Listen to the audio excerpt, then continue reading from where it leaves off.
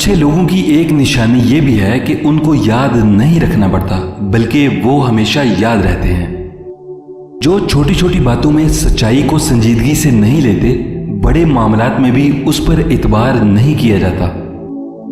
मोहब्बत करने वाले बददुआएं नहीं देते, क्योंकि जिस दिल में मोहब्बत रहती है वहां बददुआएं नहीं रहती। कामयाबी हासिल करो, लेकिन पैसे के लिए नहीं, बल्कि अपनी पहचान के लिए।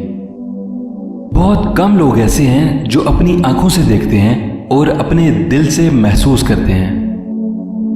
ज़हीन अफराद मसाइल हल करते हैं और फतीन उनसे अपनी जान बचाते हैं।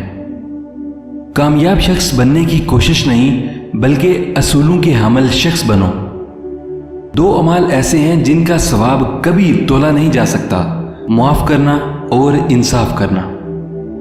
हमेशा सच बोलो ताकि तुम्हें कसम खाने की जरूरत ना पड़े। जिससे मोहब्बत की जाए उससे मुकाबला नहीं किया जाता। किसी को पा लेना मोहब्बत नहीं, बल्कि किसी के दिल में जगह बना लेना मोहब्बत है। अक्लमंद की जबान उसके दिल के पीछे है और बेवकूफ का दिल उसकी जबान के पीछे। मुनाफिक की एक निशानी यह भी है कि वो आपकी हर बात पर हाँ में हाँ मिलाता है,